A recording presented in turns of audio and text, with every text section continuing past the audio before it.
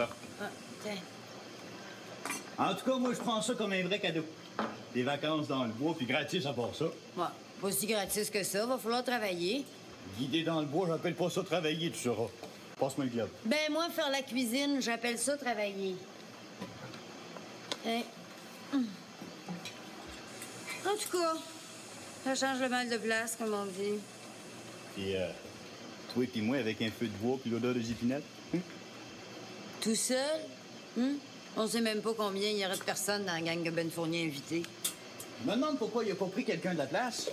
Yvon, ou ben donc Valérien. Ou ben donc Lionel, par exemple. Pour que ça jase moins, immanquablement. Toi, tu connais les spots, mais tu vas pas rester après. Ouais.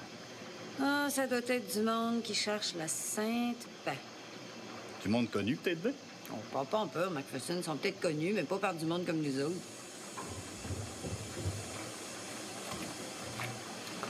Bon, je m'en vais, Antoinette. J'ai quelques commissions à faire et après, je prends le train. Ah, si jamais Juliette t'appelait, tu lui diras que je serai dans ses bras ce soir. C'est un beau message. N'est-ce pas? Et puis, je ne sais pas si je vous reverrai avant vos vacances. C'est pour quand? Oh, on n'a pas grand temps, là. On est paré. Mais on attend que M. Ben Fournier nous dise quand. Ah, dans ce cas, attendez les appointements de M. Ben Fournier. Si je ne vous revois pas, je vous souhaite de bonnes vacances. Merci. Merci, boss. Merci bien.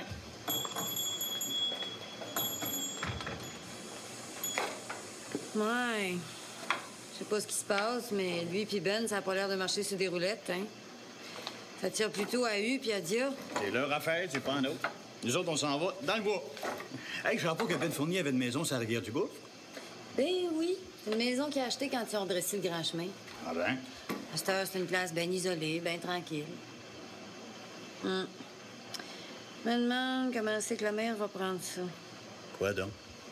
Ben, que j'aille dans le pays passer des vacances puis que j'aille pas à la maison. Mais dans le bois avec des hommes.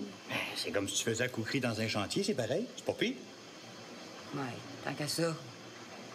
Puis la mère aussi a fait ça dans son jeune temps. Bon. Mais c'était avec Antoine, notre père. Oui, j'étais toute contente parce que cet homme-là était plein de louanges pour mon garçon Lionel. Il disait qu'il était un garçon dépareillé, il pourrait jamais s'en passer. Mais moi, je trouvais ça avantageux, rapport à Joseph Arthur. Parce que Joseph Arthur, des fois, on dirait qu'il trouve ça naturel que Lionel travaille pour lui. Surtout quand il est question d'augmenter ses gages. Oh là là! Love, mon Joseph Arthur, là, qui fait la sourde oreille, qui va jusqu'à prétendre que c'est par bonté de cœur qu'il garde Lionel, qu'il fait travailler, surtout à son garage. Puis qui fait semblant là, qu'il pourrait s'arranger tout seul. Mais d'après ce que c'est que j'ai pu comprendre de Lionel, à ce que j'ai pu entendre, c'est que... Mais plus surtout parce que Lionel est toujours bien respectueux de son patron Joseph Arthur. Et que Joseph Arthur serait même pas capable de coller une patte sur une tripe qu'a fait un flat. Lui, comment il était, l'homme qui était avec Zidore? Comment il s'appelait? Le sais-tu? Ah non, j'ai demandé son nom, mais il m'a pas répondu. Un rapport qui n'a pas dû m'entendre. Parce que pour ce que c'est qui est de parler, c'est un homme qui parle bien et puis qui parle en masse. Et c'est un monsieur de la ville aussi. Rapport à ses vêtements, parce que par ici, le monde ne s'habille pas aussi délicat. Hein? Oh, c'est un monsieur, rien qu'à voir. Mais là, c'est que je sais plus quoi penser. D'abord, il y a Joseph Arthur qui m'a traité d'innocente quand j'ai voulu y répéter des paroles que cet homme-là avait dit de mon Lionel. Et puis, ben... C'est ce que je viens de te dire, hein? Siméon et Joseph Arthur Lavoie, ils sont partis en guerre contre les bootleggers de la paroisse, s'il y en a, comme de bien entendu. Et à leur dire, Zidore Leclerc serait fourré là-dedans jusqu'au coude.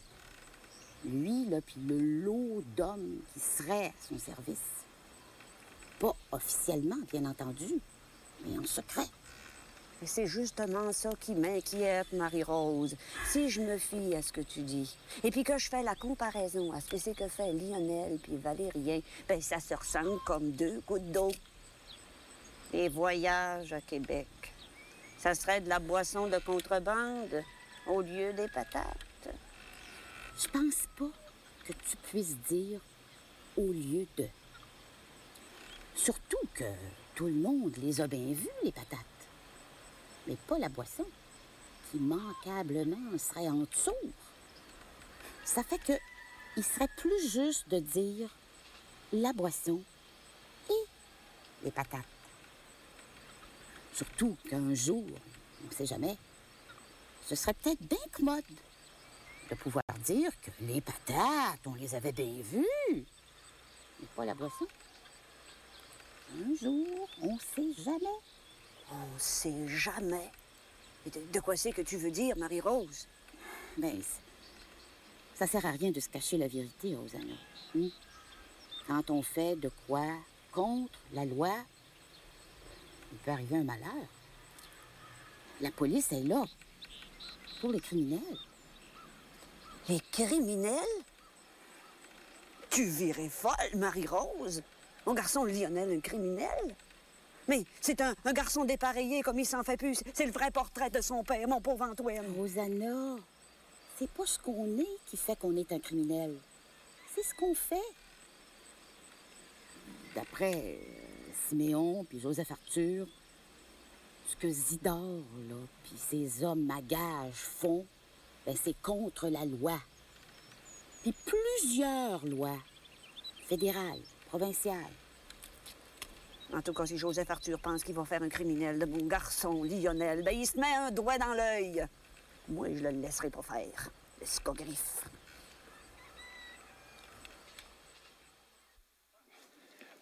Vous allez pas attendre que les gangsters de Chicago viennent runner la paroisse à notre place? Puis ça sera pas long si vous laissez faire Zidon. Faut que vous en parliez à l'église, dans votre sermon, monsieur le curé, puis entendre qu'il laisse pas douter de la gravité de l'offense. Parler du démon, puis de l'enfer. Le démon, l'enfer, le feu éternel. T'as pas d'autre chose à me conseiller, Joseph Arthur? Tu pourrais peut-être écrire mon sermon, et puis dire la messe à ma place, tant qu'à y être? Veux-tu ma soutane? Parce que parti comme t'es là, je devrais peut-être démissionner en ta faveur. Il semble pas y avoir beaucoup de doutes dans ta tête sur ta capacité à remplacer ton curé, à guider nos paroissiens vers le salut éternel. Sais-tu comment ça s'appelle, ça, Joseph Arthur? L'orgueil. L'orgueil. Puis l'orgueil, c'est un péché mortel, mon petit garçon. Et j'ai besoin de te le rappeler. Sans doute, puisque je te trouve parti sur un drôle de chemin, un bien drôle de chemin. Tu devrais y réfléchir, Joseph Arthur. Moi, pendant ce temps-là, je vais prier pour nous deux. Pour que Dieu nous ouvre les yeux, nous éclaire. Et pour que sa volonté soit faite. Et seule sa volonté. Ainsi soit-il. Ainsi soit-il. Il va revenir, monsieur le curé. C'est ça, tu reviendras. Ton pasteur sera toujours heureux de te voir.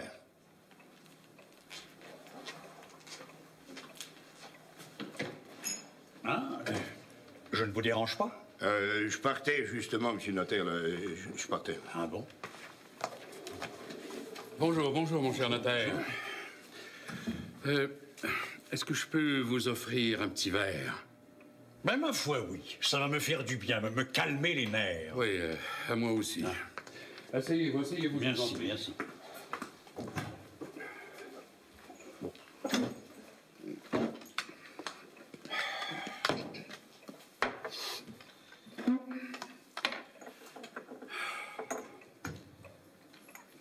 Et voilà.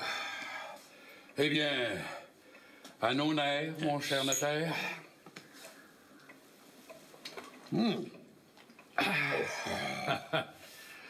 Quelque chose qui va pas? Ben, oui et non. Enfin, rien de raisonnable, de rationnel, voyez-vous. Je suis angoissé. Évidemment, ma femme prétend que je me fais des montagnes avec des riens. Mais moi, je ne peux pas m'empêcher d'imaginer le pire. Et c'est pourquoi je suis venu vous voir, pour entendre un autre son de cloche. Eh bien, ce sera une cloche d'église, j'aime autant vous prévenir. Ce sera quand même un autre son que la cloche conjugale. Hein. Mais alors voilà, il s'agit de ma fille. Je suis très inquiet. Alexandrine? Mais vous m'étonnez. N'est-elle pas en voyage en Europe avec son mari, Maître Bello? Oui. Mais elle annonçait son retour imminent par télégramme à Juliette. À Juliette, remarquez bien, pas à nous. C'est quand même étonnant, ça. Marie-Thérèse et moi n'attendions pas son retour avant le mois d'octobre. Alors pourquoi a-t-elle décidé de devancer son retour? Et de plus, il n'est pas fait mention du nom d'Amédée. Ah, vous ne trouvez pas cela étrange, hein? Je sais pas. Un télégramme, c'est toujours court. On n'y met que l'essentiel. Justement. Elle prend la peine de mentionner le pèlerinage à Québec. Ah, bon, l'Alliance pour le vote des femmes. Oui, j'ai commencé en 1921, nous sommes en 28 et ça continue. Pauvre Alexandrine, mais quand va-t-elle donc comprendre? Pauvre Cyprien, mais quand va-t-il donc comprendre? Je ne suis pas d'accord avec tout ce qui se fait à notre époque, mais je sais bien qu'il y a des choses qui changent, que le futur sera bien différent du passé, qu'on le veuille ou non. Mais Cyprien se fait une gloire personnelle de résister à tout ce qui est nouveau. C'est pourtant un homme intelligent. Et notre fille qui fait exprès pour l'affronter sur tout ce qui lui déplaît. Les années passent, mais la guerre dure toujours entre Cyprien et Alexandrine. Oh, mais ça va être différent maintenant qu'Alexandrine est mariée avec Amédée. Vous croyez? Oui. Je me demande s'ils vont s'entendre. Oh, pour s'entendre, ils vont s'entendre. Amédée a les idées larges. C'est ça qui plaît à Alexandrine. Oh, les idées larges, pourvu qu'elles soient pas trop larges au goût de Cyprien. Par exemple, pensez-vous, comme semble le craindre Cyprien, qu'Alexandrine revienne seule de son voyage de noces, sans son mari? Ben, ça se pourrait bien.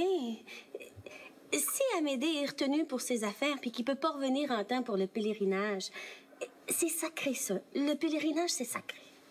Le pèlerinage. Oh, si j'étais plus jeune et si j'avais plus de courage, j'irais avec vous à Québec.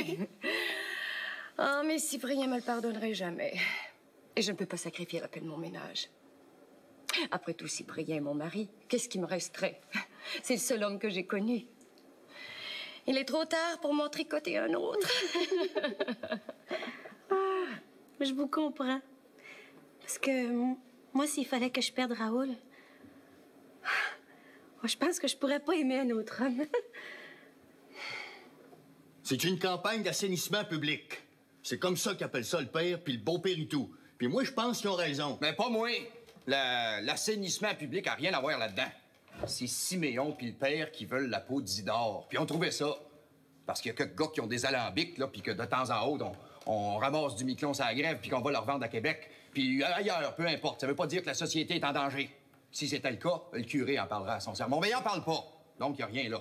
Puis ton beau-père, puis notre père à nos deux, il essaye d'être plus catholique que le pape. Puis du monde qui file pour ça, là, c'est bien difficile à suivre. Déjà que d'être aussi catholique que le pape, c'est pas toujours aisé. Non, moi, je marche pas là-dedans. Ça m'étonnerait que Lionel embarque et tout. Je prédirais plutôt le contraire. En tout cas, pour ce qui est du curé, il a promis d'en parler dans son sermon. C'est du moins ce que c'est que le père m'a rapporté, puis le beau-père m'a répété la même chose. Tu sais que t'es bien placé pour en savoir des affaires, mon frère, là. À cheval de même, sa clôture. T'as pas peur de te jarer? C'est bien délicat, d'un fois. En tout cas, moi, dire mon idée, moi. Amener le curé là-dedans, ça va rien changer. Ça va juste mettre des grenouilles dans le bénitier. Parce que c'est pas une affaire de morale. C'est une affaire politique. À savoir lequel des deux, de ton beau-père ou de notre père, va avoir la main haute, c'est célébrations des 100 ans de ma mère Bouchard. C'est rien que ça, c'est tout. C'est rien que ça. Puis les bleus que t'as encore d'en face, ça vient d'où, ça? On jamais autant mangé un coup de poing sur la gueule de temps en temps, puis de faire à ma tête que d'engraisser les mangeux de balus. Bon, ben fais à ta tête, Valérien. Moi, je vais faire la mienne. T'as pas d'enfants, toi. Moi, j'en ai. Puis ils vont pas grandir dans une paroisse tyrannée par les bandits de grand chemin. Sens-toi à ton aise. Ça sera pas la première fois qu'on sera pas du même bord. Ça t'a donné de quoi de jumper dans le bois au lieu de faire ton devoir de soldat à conscription? Mais ça a donné quoi que tu le fasses? T'as même pas eu de médaille. C'est là, pis là. Moi, ça me suffit.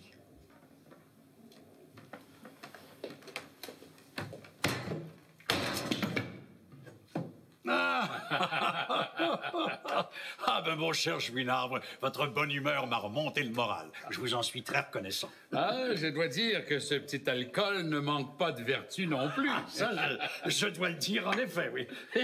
Bon, ben, moi, je vais m'en aller avant de devenir complètement pompette. Allez, au revoir, mon cher Chouinard, au revoir. Au revoir. Ah oui, je voulais vous dire, Juliette m'a proposé d'organiser une petite fête intime pour le retour d'Alexandrine et de son mari, enfin, je l'espère. Vous serez des nôtres? Ah, mais avec joie. Bon, parfait.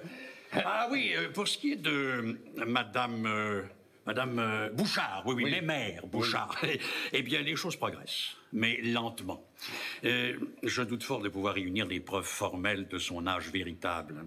Il vaudrait mieux que les gens s'entendent et s'accordent à lui donner ces 100 ans que Juliette voudrait bien qu'elle ait, vous comprenez? Oui. C'est très sage. J'appuierai votre suggestion. Merci beaucoup. Au revoir, mon cher notaire. Attendez, je vais vous ouvrir.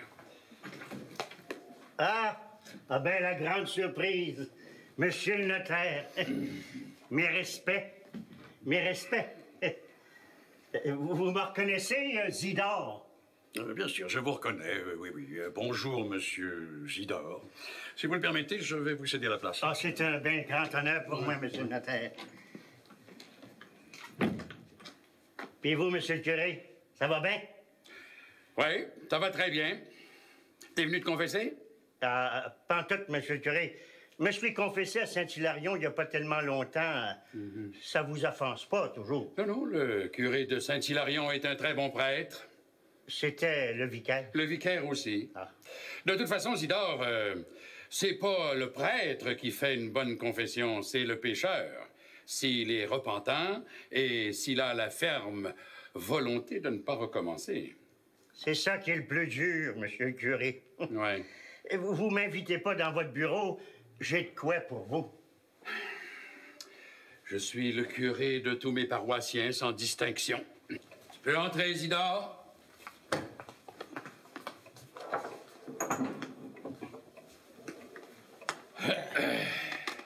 C'est ça, tu peux t'asseoir. Ah, merci, monsieur le curé. Il vous en reste presque plus. C'est du bon, hein?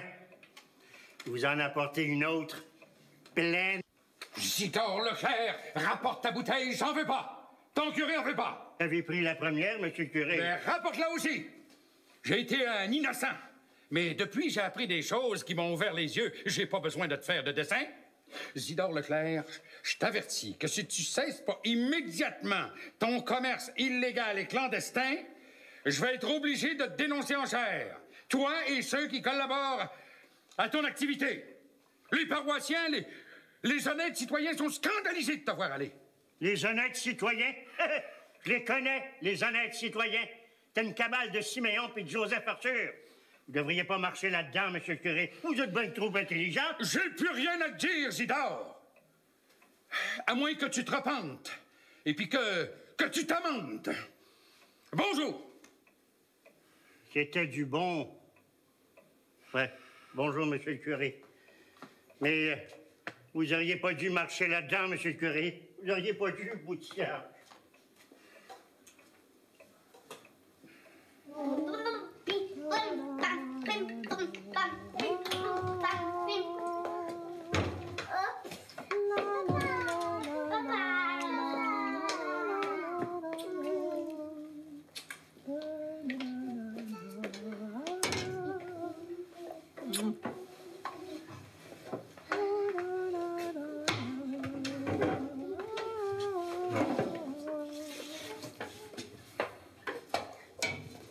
Y a-t-il de quoi qui te chicote, Yvon? Je me suis chicané avec Valérien. C'est à propos d'Isidore pis sa maudite boisson.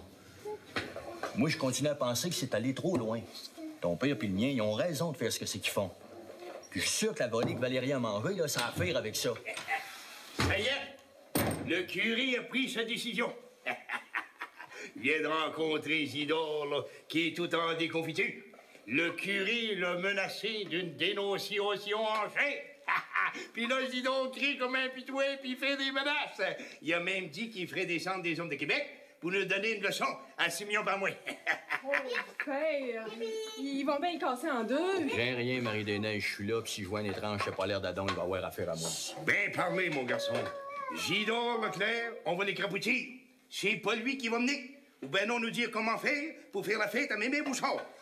Pauvre Mémé Bouchard, les oreilles doivent bien bourdonner de ce temps-ci.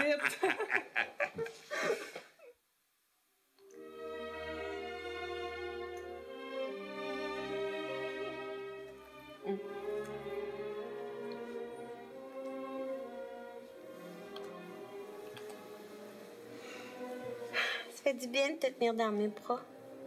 Tu viens moins souvent maintenant. Faut travailler. La maison ici, même si nous l'avons achetée de nos amis Fournier, je ne l'ai pas eue en cadeau. Et puis, il y a les soirées, les réceptions, la fête que tu veux organiser en l'honneur de ton arrière-grand-mère. Tout ça coûte de l'argent.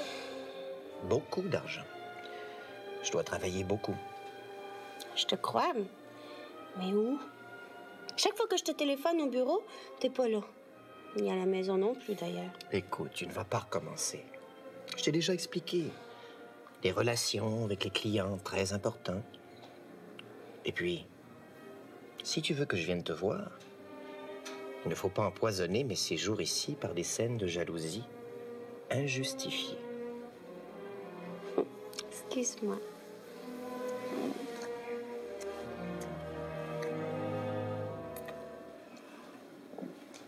Oh, tiens. Penses-tu que je devrais apporter ça? T'es bien trop fancy pour le bois. On va bien sortir au moins une fois ou deux, jamais je croirais. Quand même, ça serait rien pour aller chez la mère. Bonjour la porte. Pourquoi tu me le demandes d'abord? Ah, des vacances. Même s'il faut travailler un petit brin, là, ça fait du bien au petit Jésus.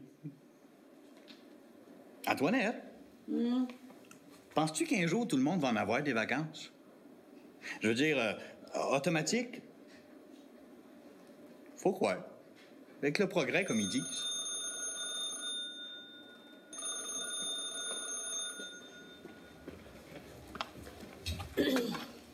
Oui, allô?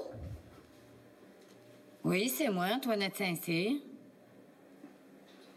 Lionel Saint-Cyr? Oui, c'est mon frère. Mais qui c'est qui parle, donc, là? La police provinciale? Oui. Oui. Merci. Lionel, il a été arrêté, proche de Montmorency. Mais là, il le ramène à Québec.